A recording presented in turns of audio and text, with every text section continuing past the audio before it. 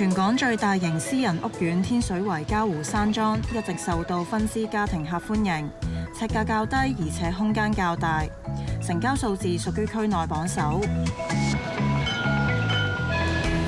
交通啊，甚至乎買餸啊，佢一定會比其他屋苑方便，同埋佢本身距離嗰個商場都係一條馬路之隔啦。不過自2021年疫情起，嘉湖山莊嘅樓價反覆下跌，目前仲有冇回升空間呢？對比10月份同11月份，其實都已經升咗差唔多300蚊至500蚊度咯，平均尺價。如果計現時平均尺價大概係8300左右咯，好似呢個單位嘅業主啊，咁佢而家叫價都差唔多去到8500、8600咁滯。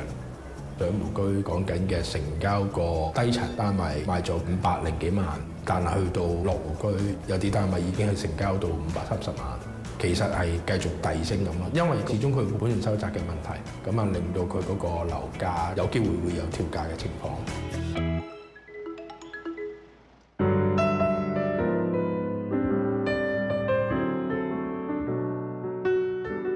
房盤位於上湖居2座600幾尺嘅3房單位，而家業主叫價550萬。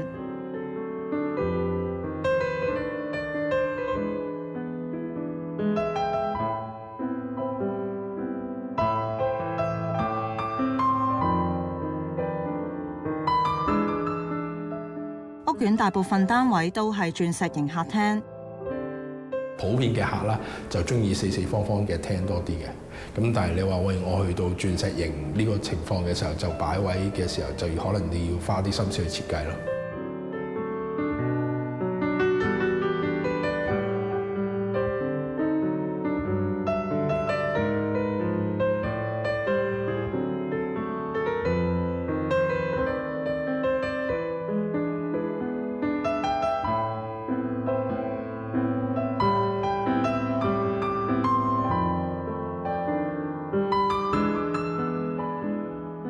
代理話單位廚房嘅牆身同客廳嘅木地板都係採用原裝設計，所以買家最少都要花費20萬去重新裝修一下。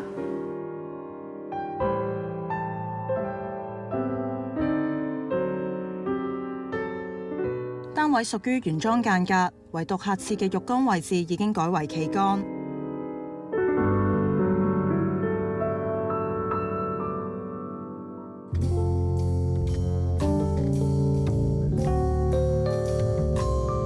嘉湖山莊勝在私隱度高，景觀開揚，較少有樓望樓嘅情況，但係唔同期數亦會有啲分別。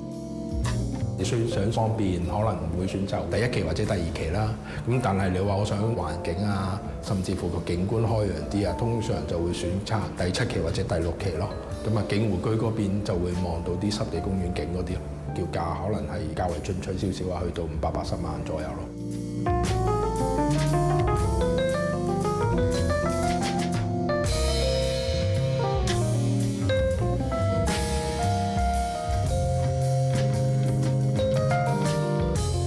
租務成交方面受到傳統淡季影響，舊年11月至12月期間，嘉湖山莊嘅租務成交相對偏低，淨係維持喺大約30宗水平。